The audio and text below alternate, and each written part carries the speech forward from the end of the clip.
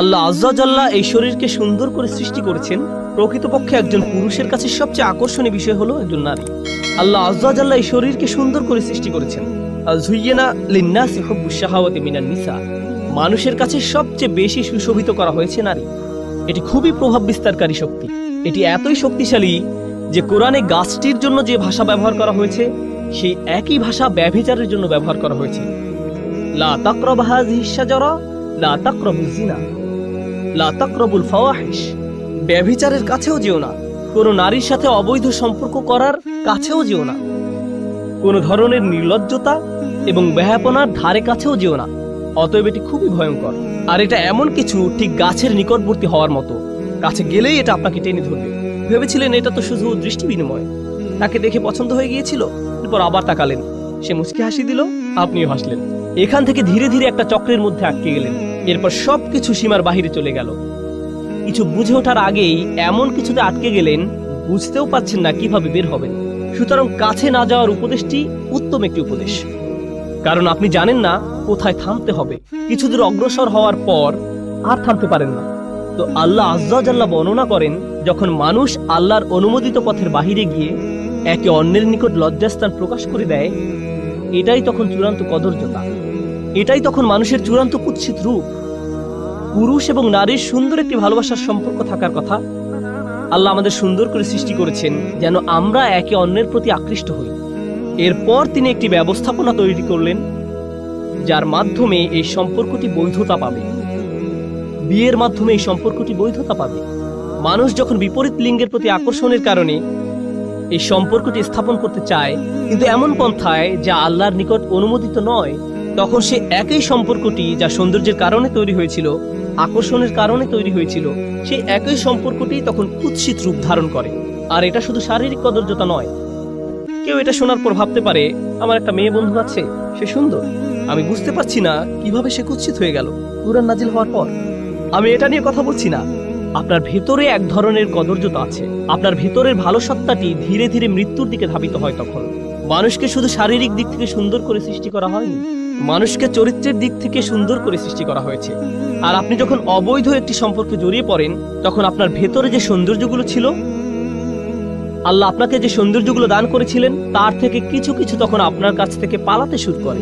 আপনার ভেতর থেকে টেনে হিঁচড়ে বের করে ফেলা হয়। ফলে দেখবেন, যখন কোনো যুবক ছেলে কোনো মেয়ের সাথে অবৈধ সম্পর্কে জড়িয়ে পড়ে, বা কোনো মেয়ে কোনো ছেলের সাথে, তখন লক্ষ্য করবেন তারা দিন দিন তাদের পিতামাতার সাথে বদমেজাজি আচরণ থেকে আরো বেশি বদমেজাজি আচরণ করতে থাকে। তাহলে দেখা যাচ্ছে এই সম্পর্কটি তাদের জীবনের অন্য দিকে কদর্যতা নিয়ে এসেছে। আপনি বুঝতেও পারবেন না তার এরকম পরিবর্তনের কারণ কি। এটাই হলো সাওয়া বা কদর্যতা। প্রসঙ্গত, কুৎসিতের আরবি হলো কবাহা, এটা কাবিহ, এটা কুৎসিত। তাহলে সাওয়া অর্থ কি? আরবিতে সাওয়া মানে লাশ। লাশ দেখা মানুষের দৃষ্টিতে খুবই অস্বস্তিকর এবং কদর্য। এর দুর্গন্ধ, আকৃতি, গলে পচে যাওয়া মাংস, চামড়া, এর সর্বত্র পোকামাকড়, এর সবকিছুই আমাদের চিন্তায় খুবই অসহ্য। এই চিত্রটি আল্লাহ আজ্জা জাল্লা তুলে ধরেছেন। অন্য কথায়, আপনার শরীর জীবনী শক্তিতে পরিপূর্ণ, কিন্তু আপনার আত্মার মৃত্যু ঘটেছে। আপনার আত্মা একটি লাশে পরিণত হয়েছে। লিউবদিয়া লাহুমা মা উরিয়া আনহুমা মিন সাওআতিহিমা। শয়তান তাদের লজ্জাস্থান প্রকাশ করে দিতে চেয়েছিল, কুৎসিত অবস্থা, সে তাদের ভালো দিক দূর করে দিতে চেয়েছিল।